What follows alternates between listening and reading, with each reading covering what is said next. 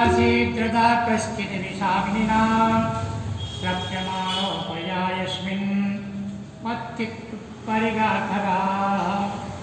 सुखदेव जी वर्णन करते हैं, राजन यमुना में कालिया नाम का एक नाग रहता था। कालिया नाम के वजह से वो जल बड़ा विषैला हो गया था। उसके विष से वो जल खौलता था, यहाँ तक उसके ऊपर उड़ने वाले पशु पक्षी वो विष का प्रभाव इतना होता था कि वो गिर के जो है ना उस कुंड में गिर जाते थे। उस विषैले जल की उत्ताल तरंगों का स्पर्श करते, अगर उसकी छोटे छोटे बूंदे जो यहाँ वहाँ पड़ती थी, उससे घास फूस पशु पक्षी मर जाते थे। भगवान का अवतार दुष्टों के दमन के लिए होता है। भगवान ने विचार किया कि इनका जो है इस कालिया को कैसे जो है, जैसे गंगा सफाई का प्रोजेक्ट चालू है, यमुना का प्रोजेक्ट चालू है, ये आज नहीं चालू हुआ है, ये पहले से प्रोजेक्ट चालू है। जब जब गंदगी हुई है तो कोई आता है और उसको साफ सफाई करने का विचार करता है। आज भगवान ने विचार किया कि देखो अभी हमारे भारत में तो स्वच्छता अभियान चालू है, करना भी चाहिए। अब भगवान ने वो अभियान भगवान ने विचार किया कि इस कुंड में इतना विषैला अगर जो है ये जीव है कि जिसके पानी अगर कोई पी ले तो मर जाता है। भगवान ने अपने मित्रों के साथ गाय चराने जाते हैं और गाय आकर जब पानी पीती है समझने की अवस्था में इतना विष लगा कि इसे गिर जाती है। भगवान ने अपने योग बल से उन सब गायों को जीवित की। भगवान ने ठान लिया कि इसको शुद्ध करना है। अब दूसरे दिन ग्वाल के साथ गए, वहां गेंद खेलते, गेंद गिर गई। भगवान गेंद का बहाना करके उसमें छलांग डाल देते हैं। जैसे ही उसमें छलांग मारे कुछ ग्वाल दौड़ करके जाकर के नंद बाबा यशोदा को बताते हैं।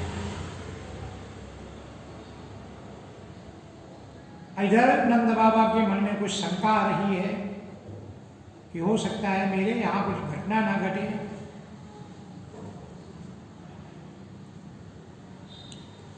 भगवान छलांग जब उस यमुना में मारते हैं, कुछ लोग दौड़ के जाकर बताते हैं पूरे जो है वृंदावन में कृष्ण कृष्ण कृष्ण। अब कृष्ण कैसे मिलेंगे, क्या होगा? जिसके पानी जो है ना स्पर्श से जिसकी मृत्यु हो जाती, उसके अंदर जाने से कोई बचेगा क्या? सब लोग दौड़ पड़े, जो जैसे था सब अपना अपना काम छोड़ देते हैं। जब से सुने कि कृष्ण जो है यमुना में उस कालिंदी पर कूद गए हैं, निर्जग मोर कुला देना कृष्ण दर्शन लालसा। सब लोग दौड़ते हैं एक ही आशा से भगवान के दर्शन हो जाएंगे। भगवान के चरण चिन्ह जो है सब लोग देखते। ऐसे यहाँ से भगवान गए थे गाय ग्वाल वालों के सहित। यशोदा माँ जैसे सुना कि मेरा लाल कुंड में कूद गया है, यशोदा माँ विकल होकर दौड़ती है और कुंड में कूदने को तैयार होती है। लोगों ने पकड़ लिया। भगवान इतने में जो है जब अंदर जाते हैं तो वहां कालिया नाग सोया हुआ था। उनकी पत्नियां थी, जब भगवान को देखती हैं तो मोहित हो जाती है। न जाने ये बालक किसका होगा। कालिया के जो है 101 सिर है। अगर मेरा पति एक सिर वाला नाग काट ले तो बचना मुश्किल हो जाता। तो 101 फन वाला अगर किसी को झपटेगा तो क्या होगा? ये बालक चला जाए तो अच्छा है। अगर मेरे पति की नींद खुल गई, एक झंकार में भस्म कर आकर के जो है भगवान से प्रार्थना करती है, प्रभु आप जो है आप किसके बालक न जाने, कौन सी माँ होगी, आप यहाँ से चले जाओ। बोले कौन हो आप? बोले मैं नाग पत्नी हूँ। तो वो कौन है? मेरा पति है। भगवान बोलते हैं मैं जगत का पति है, दूसरा पति कहाँ से आ गया? जगत पति तो मैं हूँ। भगवान हंसने लगते हैं। तो फिर जगा दो अपने पति को। नाग पत्नियां बोलती है महाराज एक ही पुष्कार में जो है आप उनका तेज नहीं सहन कर सकेंगे।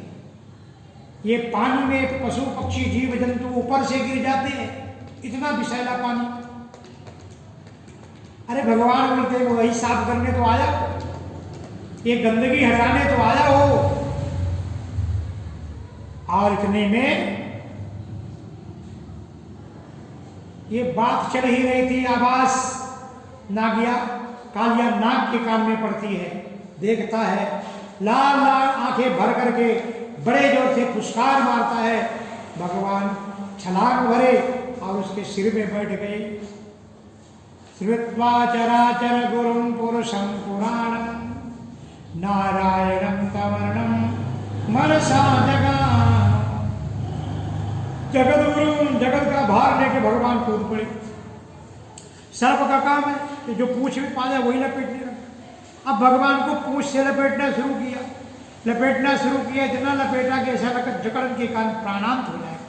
भगवान ने अपना शरीर भुला दिया, उसकी एक एक नस ढीली पड़ गई और जो है फिर भी अकड़ नहीं जा रही। भगवान ने फिर जो है कूद के सिर में सवार हुए और नाग पत्नियों के सामने भगवान ने नृत्य किया। नृत्य करते भगवान उस सिर पर जो है नाचते।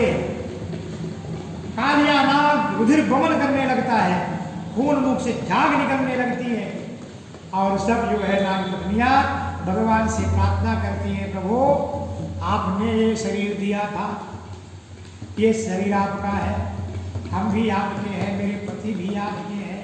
तो प्रभु अभी इतनी दूर तक जब आपने मेरी सहायता की है तो मेरे पति को बचा दो, इनकी रक्षा करो, आप जहाँ बोलो हम चले जाएंगे। भगवान कालिया नाग को बोलते तो यहाँ से रमण यहाँ से निकल जाते, है ना, कहाँ जाओ प्रभु, तू रमण द्वीप को चला जाना। कालिया नाग को नृत्य करते सारा मान तोड़ दिया और सब भगवान से प्रार्थना करती है कि भगवान मेरी नैया यहाँ से निकाल रहे हो तो फिर वहाँ जहाँ पहुँचा वहाँ पहुँचा देना और अपनी इसी प्रकार की कृपा रखना। हम तो अभिमानी जीव है, क्या है, सर्प पशु पक्षी, क्या इनको कोई ज्ञान है क्या? अगर इनको ज्ञान होता तो हम किसी सुबह उठते तो कुत्ते से पूछते कि तू ब्रश किया क्या, या मुँह डालेगा, नहाए क्या? क्यों नहीं पूछते भाई? वो अज्ञानी है, उनको कोई ज्ञान नहीं, पशु है। इसीलिए किसी पशु के यहाँ, गधे के यहाँ से आमंत्रण पत्रिका नहीं आती कि हमारे यहाँ शादी है ना। किसी ऊँट के यहाँ से कथा भागवत का पत्रिका नहीं आती कि मेरे यहाँ श्रीमद् भागवत चल और सुनने। पशु पक्षी ज्ञानी है और भगवान से प्रार्थना करते हैं, प्रभु क्या आपकी ऐसी माया है, संसार मोहित है, हम क्या जाने, एक बार प्रभु मेरी नैया इस योनि से उद्धार करो, आप तो जगत के पिता हैं।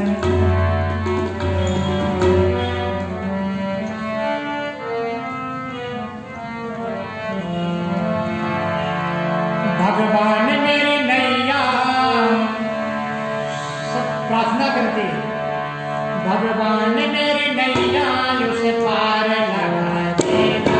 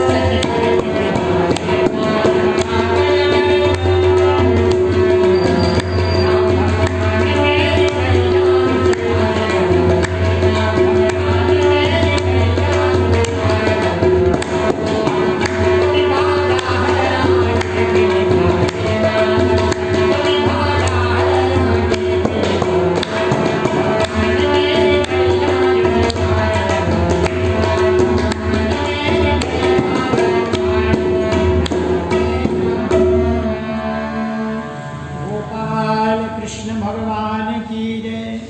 बड़ी सुंदर भगवान से स्तुति करती है, भगवान प्रसन्न हो गए और जो है कालिया का पूरा जो है घमंड चूर चूर हो गया। भगवान बोलते अब मैं चल के आया हूँ, अब मेरे को छोड़ो। भगवान नृत्य करते हुए और जो है नाग को लेके आते ऊपर। जैसे भगवान को जब बाहर देखते हैं, नाग पत्नियां ने भगवान की बड़ी सुंदर प्रार्थना की थी। नमस्तुभ्यं भगवते पुरुषाय महात्मने भूतावासाय भूताय पराय परमात्मने ज्ञान विज्ञान निधये ब्रह्मणे नंदशक्तये अगुणाय विकाराय नमस्ते प्रकृताय च कालाय कालनाभाय कालाय व्यवसाखिने विश्वाय तद्वत्कृष्टे तत्कर्ते विश्वहेतवे। बड़ी सुंदर भगवान की प्रार्थना की, भगवान के ऊपर प्रसन्न हुए। और कौन नहीं प्रसन्न होगा भाई, क्या उनके शब्द शैली कितनी सुंदर है। नमः कृष्णाय रामाय, हे प्रभु राम कृष्ण हे बलराम, आप तो जगत के मालिक हैं। नमः कृष्णाय रामाय वसुदेव सुताय च प्रद्युम्नाय निरुद्धाय सत्पतां पतये नमः। प्रभु आप सबके स्वामी हैं, एक बार अपराध क्षमा कर दीजिए। हम लोग मूढ़ प्राणी हैं, कुछ भी पता नहीं है। भगवान की दयालुता तो देखो, कालिया नाग को आदेश फरमा देते भाई अब यहां से तू चला जा। भगवान बोलते कि यहां अगर तू रहेगा इसी प्रकार से पशु पक्षी जीव जंतुओं का प्राणांत होगा। प्रभु मैं डर के मारा यहां रहता हूं। भगवान बोलते मेरे दर्शन होने के बाद फिर तेरे को कौन सा डर है भाई, जब भयात भयम लो, जिससे काल डरता है, भय ही भय खाता है। प्रभु आपका जो वाहन गरुड़ है उसके डर के मारे मैं यहां रहता हूं। भगवान बोलते मेरा आशीर्वाद है। परीक्षित ने प्रश्न किया महाराज ये क्यों वहां रहता था डर के मारे। सुखदेव जी वर्णन करते राजन, गरुड़ की कद्रु विनीता, विनीता के पुत्र है गरुड़ और अरुण। कद्रु इत्यादि के ये सब सभी जातियां हैं। दोनों बहनी बहने कश्यप की बहुत पत्नियां थी। आपस में शर्त लगाई कि सूर्य भगवान का जो रथ है उनमें जो घोड़े उनकी पूंछ काली है। विनीता ने कह दी नहीं काली नहीं है, सफेद है। क्यों कि विनीता का पुत्र जो अरुण है वो सूर्य भगवान के रथ का सारथी है, उनको मालूम था। अब दोनों ने शर्त लगाई कि नहीं, एक बोलती काली एक बोलती नहीं सफेद है। अब वो बोलती अगर सफेद होगी तो तू मेरी दासी बनेगी, वो बोलती अगर काली होगी तू मेरी दासी बनेगी। पूंछ सफेद होगी तो तू मेरी दासी बनेगी। शर्त लग गई। सर्पों की माता जो है बताती है कि देखो हम दोनों की शर्त लगी है।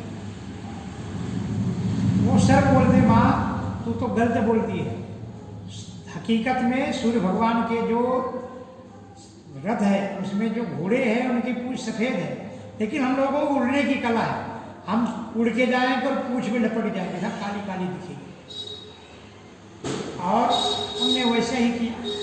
जब विनीता ने बोला देख, तूने बोला चलो मैं दिखाया तो वो सब घोड़ों की पूंछ काली दिख रही थी क्योंकि सर लिपटे हुए थे। चल मेरी दासी बन। ये बात दासित्व स्वीकार करना कौन से बेटे को अच्छा लगेगी कि मेरी माँ किसी की दासी बने। गरुड़ जी को ये बात अच्छी नहीं लगती थी। गरुड़ जी ने ठान लिया कि इनको जो है ना इनका वध करो। गरुड़ जी जो है ना जहां सर्प दिखे उनको जा करके माने फुंकार मारना, फाड़ के फेंक देना। सारे सर्प लोग ब्रह्मा जी के पास गए, प्रभु आपने सृष्टि बनाई है, हम भाई भाई हैं, लेकिन ये रहने नहीं देता, सबको खाया जा रहा। न्याय कर दिए भाई कि जो प्रतिदिन इतने लोगों को मारता खाता है इसलिए दर अमावस्या को, हर अमावस्या को एक सर्प जाएगा, उनको ही ये मार के खाएगा, बाकी को मारने वाला नहीं है। ये बात गरुड़ जी भी मान्य करते, भगवान का आदेश। सब सर्प अमावस्या के दिन आते थे, इसलिए अमावस्या को काल सर्प शांति होती है। एक दिन इस कालिया का नंबर आया, बाकी सर्प गए, उनको तो खा जाता था गरुड़। कालिया का ये बड़ा शैतान था, घमंडी भी था, ये नहीं गया। गरुड़ जी ने बोले भाई हम सबको मारते थे, लेकिन हमारे आराध्य देव के कहने से मैंने अब महीना में एक ही दिन आप लोगों का शिकार करता। बोले हम लोग तो आ गए, लेकिन अब इस कालिया की बारी है। कालिया को बोले, कालिया जो है ना थनथना के खड़ा हो गया, अब गरुड़ जी से युद्ध करने लगा। गरुड़ जी को काटने को लगा, भयंकर युद्ध छिड़ गया। वो अपना फुनकार मार रहा है, गरुड़ जी अपना चोट मार रहे हैं, और उसने इतना फुसकार मारा, ये विष छोड़ा कि गरुड़ जी अचेत हो गए। इतने में कालिया ना वहां से भागा और आकर के जो है इसी कुंड में रहने लगा।